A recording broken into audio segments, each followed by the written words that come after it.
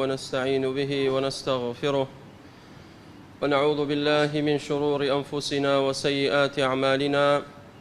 من يهده الله فلا مضل له ومن يضلل فلا هادي له. أشهد أن لا إله إلا الله وحده لا شريك له، وأشهد أن محمدًا عبده ورسوله صلى الله عليه وعلى آله وسلم. بدعة وكل بدعة ضلالة وكل ضلالة في النار. ثم أما بعد، قال الله سبحانه وتعالى: إنا نحن نحيي الموتى ونكتب ما قدموا وآثارهم وكل شيء أحصيناه في إمام مبين. مسلمان برزكان، خوای پەروەردگار ئەلەم ئاەتە پیرۆزە باسی چوار شتمان بۆکات. فەرمووی: ئینا نەحن نحیی المەوتە. خوای پەروەردگار مردووەکان زیندوو دەکاتەوە، کەواتە بە مردنی ئێمە ژیانی ئێمە کۆتایی پێنایەت، بەڵکو لە دوای مردن ژیانێکی تر دێت، ئەوش لە دوای قبر و قیامەتە. ئینسانی مسلمان دەبێ خۆی ئامادەکات بۆ ئەو ڕۆژە. واتقوا يوما ترجعون فيه إلى الله ثم توفى كل نفس ما كسبت وهم لا يظلمون. خوای پەروەردگارە فەرمێ: ئەی خەڵکینە، تەقوای خواتان هەبێت، پارێزگار بن، لە خوای گەورە بترسن. ڕۆژێک دێ دەگەڕێنەوە بۆ لای خوای پەروەردگار. لە دوای مردن زیندوو بوونەوە هەیە، و کاتێک ئینسان زیندوو دەبێتەوە، بێگومان خوای پەروەردگار حیساب و کتابی لەگەڵاکات لەسەر چاک و خراپ کاتێک لە ژیانی دنیایدا ئەنجامی داوە. خاڵی دووەم فەرمووی: وەنەکتب ما قەدەموا. وانە بێت ئینسان لە ژیانی دنیایە هەر کار و کردەوەیشی کردبێت، خوای پەروەردگارە فەرمێ: وەنەکتب ما قەدەموا. هەر کارێکت کردبێت بە چاک و بە خراپ، خوای پەروەردگار فەرمانی کردو بە فریشتەکان کە بنووسرێتەوە و بۆت تۆمار بکرێت لە ڕۆژی قیامەت، عەرزەکرێت و نیشانت ئەدرێت. بۆیە خوای پەروەردگارە فەرمێ: یا ئەیها الذین ئامنوا اتقوا الله ولتنظر نفس ما قدمت لغد. کەواتە ئەوەی کەوا بەڕێ ئەکەیت و پێشکەشی ئەکەیت و جێبەجێ ئەکەیت لە ژیانی دنیات، لە ڕۆژی قیامەت خوای پەروەردگار نیشانت ئەدات. اقرأ كتابك كفى بنفسك اليوم عليك حسيبا وكل إنسان ألزمناه طائره في عنقه ونخرج له يوم القيامة كتابا يلقاه منشورا. لروجي قيامت نامەی کردەوەکانی خۆت خوای گەورە نیشانت ئەدا. ونكتب ما قدموا وآثارهم. هەر ئەوە نەبێت لەسەرمان کە نووسی بێتی لە ژیانماندا چیمان پێشکەش کردبێت بۆ قیامەتمان، بۆ دوای مردنمانش، بەڵکو چیمان جێهێشت بێت لە ئاسەواری چاک و خراپ، ئەوەش ئەنووسرێ بۆت لە ڕۆژی قیامەت، ئەوەش عەرزەکرێت و نیشانت ئەدرێت. هەروەکو چۆن خوای پەروەردگارە فەرمێ: إنا كنا نستنسخ ما كنتم تعملون ما يلفظ من قول إلا لديه رقيب عتيد. هەر لەفزێک لە زمانت دەرچێت، هەر کار و کردەوەیە بکەیت، إلا لديه رقيب عتيد، إلا سەرژمێرەکرێت و ئەنووسرێت، تۆمارەکرێت و بۆت ئستینساخەکرێت بۆ ئەوەی عەدل و دادپەروەری خوای پەروەردگار دەربچێت و زوڵم لە عەبدەکانی نەکات. لە ڕۆژی قیامەتە نامەی کردەوەکانی خۆتە بینیت. وكل شيء أحصيناه في إمام مبين. و هەر کار و کردەوەیەکتان کردبێت، کردەوەیەک لە دنیا کردبێکتان، و ئاسەواری چاک یاخود خراپ لە دوای مردنی خۆتانش بەجێتان هێشت بێت، ئەوە وكل شيء أحصيناه في إمام مبين، أي في كتاب مبين. هەمووی تۆمار کراوە، هەمووی دانراوە لە ڕۆژی قیامەتە نیشانت ئەدرێت. بۆیە ئینسانی بەختەوەر ئەو کەسەیەکەوە نامەی کردەوەکانی بەدەستی ڕاست وەرەگرێت و ئینسانی بەدکار و ئینسانی نابەختەوەر و ئینسانی دۆڕا و بە هیلاکچوو ئەو کەسەیەکەوە نامەکانی بە دەستی چەپ وەرەگرێ خوای تەعالا پەنامان بدات. کەواتە براکانم ئەلەم ئاەتە پیرۆزە ئەومان بۆ دەرەکەوێت ئینسانی عاقڵ وا نەبێ بەس هەوڵدا بۆ ئەو ژیانەی کەوا تێیدایە 40 ساڵە ژیت 50 ساڵ 60 ساڵ بەڵام ئینسانی عاقڵە بێ کۆمەڵێک کار و کردەوەی چاک بکات بۆ ئەوەی لە دوای مردنی خۆشی بە بەردەوام ئەو سەدەقەی بۆ بنووسرێت بە بەردەوام ئەو چاکەی بۆ بنووسرێت بۆ ئەوەی زیاتر و زیاتر ئەعمالەکانی چاکەکانی نامەی دەفتەری چاکەکانی لە ڕۆژی قیامەت زیاتر بێت و ئەژینا ئەگەر بە پێچەوانەش بێت ئەوە هەر لە ڕۆژی قیامەتە خوای پەروەردگار ویزرت بۆ نووسرێت. بۆیە خوای پەروەردگارە فەرمێ ولا يحملن أثقالهم وأثقالا مع أثقالهم ولتسألن يوم القيامة عما كانوا يفترون. خوای پەروەردگارە فەرمێ کۆڵی خۆت هەڵەگری لە ڕۆژی قیامەت، تاوانی خۆت کاروباری خۆت هەمووی لەسەر شانتە لە ڕۆژی قیامەت.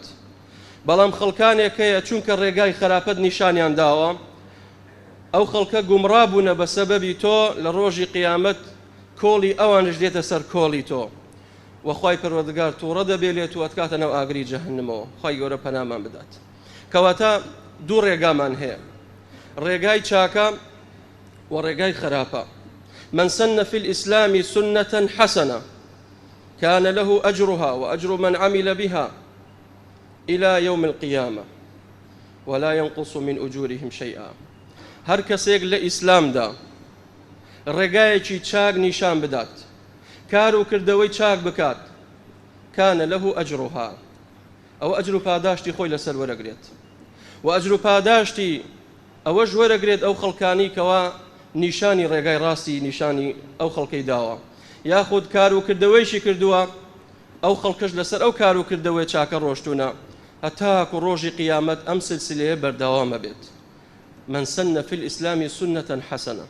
زانایانە فەرموون سەبەب ورودی ئەم فەرموودەیە جەریری کوڕی عەبدوڵڵای بەجەلی بۆمان دەگێڕێتەوە فەرمێت قەومانێک هاتنە لای پێغەمبەری خوا عەلەیهی السەڵات وەسەلام في صدر النهار لە سەرەتای ڕۆژ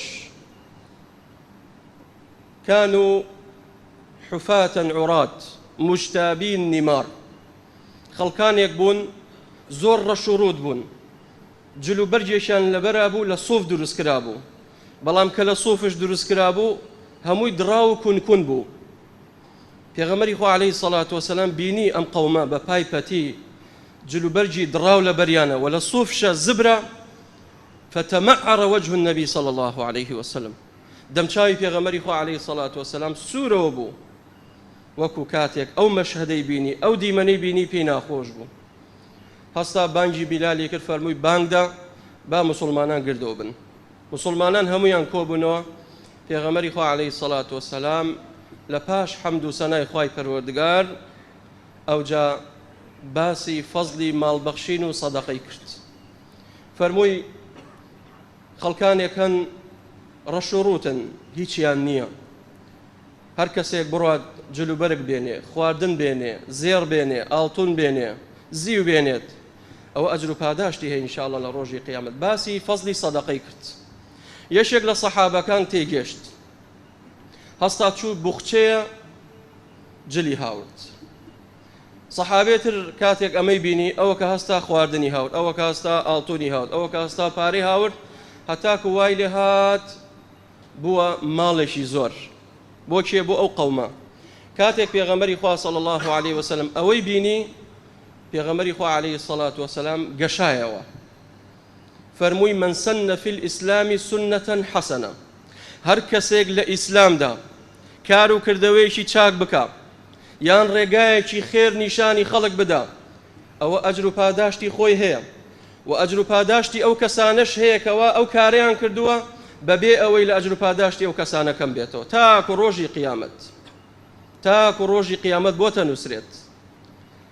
ومن سن في الإسلام سنة سيئة ئەگەر کەسێک لە ئیسلامدا سنە سەیئەیەکی دامەزران کردەوەیەکی خراپی کرد دوا بە دوای ئەو خەڵکێک لەسەر و کردەوە خراپە بەردەوام بوون یاخود ڕێگایەکی خراپ و گومڕایی نیشان خەڵکیدا كان له وزرها و ئەو کەسە تاوانبارە و تاوانی ئەو خەڵکەش هەڵەگرێ لە ڕۆژی قیامەت چونکە دوا بە دوای ئەو کارە خراپەیان کردووە بەبێ ئەوەی لە تاوانی ئەوانش کەم بێتەوە. هەر بۆیە ئیبن کەثیر ڕەحمەتی خوای لێ بێت قسەیەکمان بۆ دەگێڕێتەوە باسی عەمری کوڕی لوحەی خوزاعی ئەکات. عەمری کوڕی لوحەی خوزاعی پیاوێک بوو ناودار بوو لە ناو قەومەکەی خۆی لە شاری مەکە بوو لە قەبیلەی خوزاعە بوو. خەڵکەکە زۆر سیقەیان پێی بوو زۆر متمانەیان پێی بوو بە حیساب پیاوێکی دیندار بوو ماڵەکەی ئەبەخشی خزمەتی حەجاجیە کرد ساڵانە بە دەیان حوشتری سەرەبڕی بۆ حاجیەکان خزمەتی ماڵەکەی خوای پەروەردگاریە کرد بە حیسابی خۆی بە زەعمی خۆی چاکاکات بەڵام شەیطان لەو لە هات هەڵی خەڵەتان سەفەرێکی کرد بەرەو شام کەوتە ڕێ لەوێ بینی خەڵکانێکی بینی کۆمەڵێ پەیکەریان داناوە سەنەمیان داناوە هاواری لێکەن و ئەپاڕێنەوە لێ و ئەی پەرستن جگە لە خوای پەروەردگار پرسیاری کرد وتی ئێوە چیەکەن وتی ئەم بتانە ئەم سەنەمانە وەختی خۆی پیاوچاک بوونە لای ئێمەش هەستاین لەسەر وێنەی ئەو پیاوچاکانە ئەم پەیکەرانمان دروست کردووە ئەم سەنەمانە بۆەوەی ئێمەش داوایان لێکەین ئەمانە تکامان بۆکەن لە ڕۆژی قیامەت.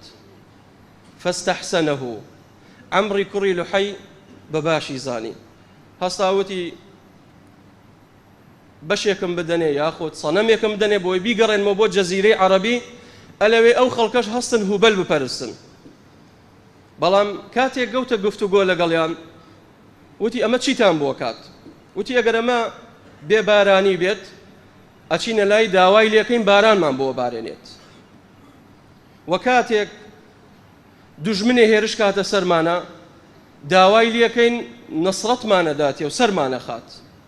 ئێوتی ئەگەر وا بێ ئەمە شتێ باشە هەستا بردیەوە بۆ جەزیرەی عەرەبی لە دەروپشتی مەکە داینا بانگی خەڵکی کرد وتیان وەرن هوبەل بپەرستن هەروەکو چۆن ئەمڕۆ خەڵکانێک قەبرە پەرستن شەخصە پەرستن دارە پەرستن مەرقەدەکانە پەرستن هاوارەکەنە غەیری خوا ئەی وەیل بۆ ئەو کەسەی کەوا ئەو سونەتەی داڕەشت.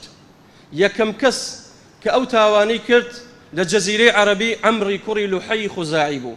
پێغەمبەری خوا فەرمی عەلەیهی سەڵات وەسەلام بە چاوی خۆم بینیم لە ناو جەهەنەمە بەریخۆڵەکانی ڕایان کێشاو لە ناو جەهەنەمە ئەتلێتەوە ئەسووتێت تێیدا یەجڕ ئەمعاءەه فی النار خوا پەنامان بدە بۆ لەبەرەوەی یەکەم کەس بوو کەوا سونەسەی ئەی داڕەشت لە جەزیرەی عەرەبی خەڵکی بێن غەیری خوا بپەرستن و هاوار و هانایان بۆ پدێک بێت بۆ سەنەمێک بێت یان بۆ قەبرێک بێت یان بۆ دارێک بێت یان بۆ پەڕۆیەک بێت.